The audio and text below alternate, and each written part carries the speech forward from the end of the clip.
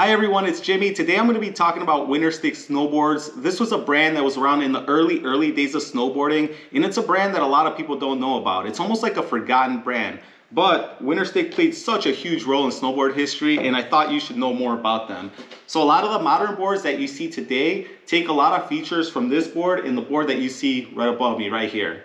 So we'll go over some of those features in just a little bit, but first let me tell you how Winterstick got started. Winterstick Snowboards was started by Dimitrije Milovich in 1972. So he was an engineer that moved from New York to Utah to start this company. One of his goals was to make a board that was a powder surfer. So he called what they were doing powder surfing or gravity travel. So he was building a powder specific board. Take a moment to think about that. In the 1970s, Dimitrije was building a board for people to hike the backcountry to ride powder. So even in those early days, he hit like the soul of snowboarding, right? The ultimate is riding powder. That's the ultimate for most people now. And he was doing that in the 70s. I own two Winterstick snowboards. I'm gonna show you both of them. I'm gonna start off with this Winterstick Roundtail Plus. So this was a powder board that had the Roundtail, and it was the Plus, so it had metal edges. And this board was considered more of a freestyle board just because you could ride it switch. Let me show you this board. Just a really interesting board, very cool board.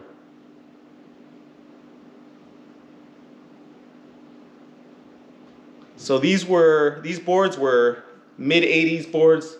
These were some of the last boards that were made when Dimitrije was still running Winterstick.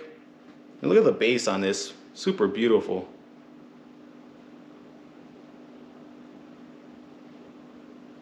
All right, now let's take a look at the Winterstick Swallowtail Plus. So this board, the same thing. It was the Plus, so it had the metal edges. This board was obviously more of a directional board because of the tail. They're kind of interesting looking boards, but man, they were really special boards. So in my opinion, this board right here is the best snowboard shape ever, because a lot of the modern snowboards today, a lot of the powder boards were designed after this board right here. A lot of them, they use swallowtails. They have that big nose, that big spoon nose, just like this does. And a lot of Japanese board designers, they admit that they were inspired by the Winterstick Swallowtail. These two boards, this one and that one right there, if you were to take these out in powder, these boards would still work really good today. Just so you know, this board here and that board behind me, this design was out in the 70s. The only thing that really changed from the 70s to the 80s was more of how you were held onto the board. So some of the early boards, they didn't have bindings, but some of the ones in the late 70s, they had straps that you would put your feet under. And in the 80s, they kind of went into this softer binding. But the design of the actual board was out in the 70s. The other difference too, some of the older Winterstick Swallowtails, they had like this metal skeg underneath here. So if your feet were underneath this strap and you would fall off the board, it would release this metal skeg, and that skeg would stop the board from continuing downhill. So it was more like a brake. So if you were to compare a Winterstick snowboard from the late 70s to any other brand, any other thing that resembled a snowboard at the same time, I can guarantee you that the Winterstick snowboard was way more advanced. Winterstick snowboards had a lot of firsts in the industry. So we're gonna talk about some of those right now. So the first Wintersticks, they didn't have bindings. So they were the original powder surfers. They were light, they had a small tail, big nose, they had three-dimensional bases, just very cool designs. If you look at a lot of the powder surfers now, that's how they're designed. So let's start off with some little stuff also. These knobbies that you see all over the board right here, they were what gripped your feet onto the snowboard. These were pretty much the original stomp pads right here. Next, Winterstick had the first PTEX bases in the industry. So they were running PTEX bases on some of their boards in the 70s. Most other companies didn't have PTEX bases on their boards until closer to like the mid-80s. Winterstick was also the first board with a radial side cut.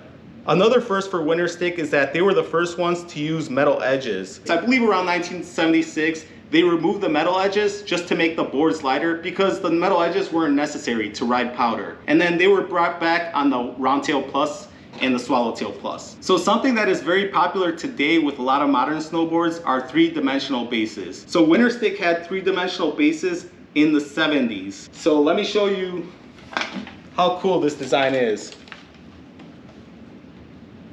So you can kind of see how the board, it drops a little bit here.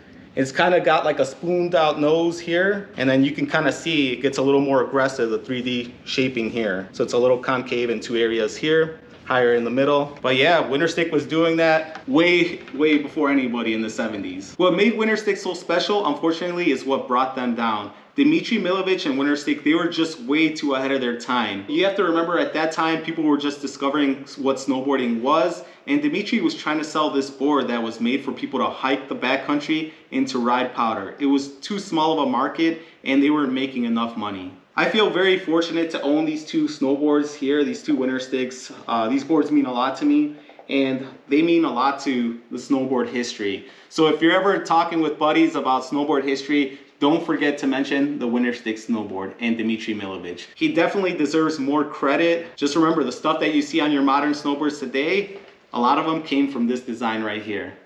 So I'm gonna leave you some links in the description, a couple of videos where you can see people riding these Wintersticks in the 70s, and also a link to a video that's called Apocalypse Snow. Check that video out, it's such a good video, and there's a guy, Regis, riding a Winterstick there, and it's such a cool movie. Check that one out. And I'm also gonna leave you with some pictures of some old Winterstick footage, some ads. I hope you enjoyed this video. Take it easy, guys. I'll see you on the next one. Bye-bye.